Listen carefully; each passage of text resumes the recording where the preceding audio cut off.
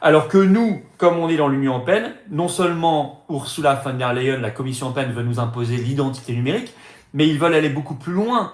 Ils veulent imposer ce qu'ils appellent le wallet, le portefeuille d'identité numérique, qui comporte non seulement votre état civil, nom, prénom, enfin une identité numérique, une carte d'identité, ça c'est ce qui est au Royaume-Uni, mais ils vont beaucoup plus loin.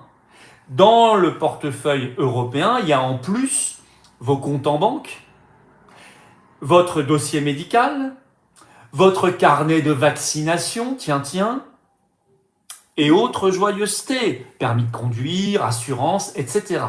Donc ça va beaucoup plus loin que l'identité numérique britannique. Et ça c'est piloté directement par un droit supranational qui s'appelle l'Union européenne. C'est pour cela qu'il faut être très cohérent. Si on veut échapper à ça, et ça s'appelle une logique de, il faut lâcher le mot, ça s'appelle du crédit social, parce que si vous avez l'identité numérique, on pourra donc à chaque instant, au moment où vous paierez, on saura en même temps quel est votre statut vaccinal, et donc on pourra faire des connexions entre les sujets. Et par exemple dire, eh bien, écoutez, non, vous n'êtes pas à jour de vos vaccins, de vos injections, donc vous êtes limité aujourd'hui dans votre consommation, ou vous ne pouvez pas entrer dans tel endroit, et cet endroit vous est interdit, comme pendant le Covid, ou vous avez aujourd'hui passé votre quota carbone, vous ne pouvez plus acheter de viande, ou vous ne pouvez plus prendre l'avion ce mois-ci, cette année, etc.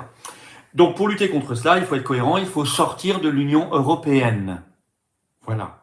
Sans souveraineté, il n'y a pas de défense de nos libertés et du droit sacré à la vie privée.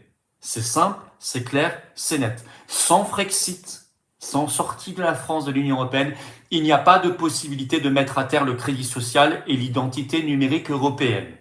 Comme ça, c'est cohérent. Vous pourrez diffuser ce passage, il est explicatif et il est, je crois, pédagogique. Il faut que les gens comprennent les connexions entre les sujets. Il n'y a pas d'un côté l'identité numérique, de l'autre côté l'Union européenne, des sujets qui seraient complètement différents et il faudrait mener tous les combats. C'est le même combat. Et les dominos tomberont tous les uns après les autres. C'est évident.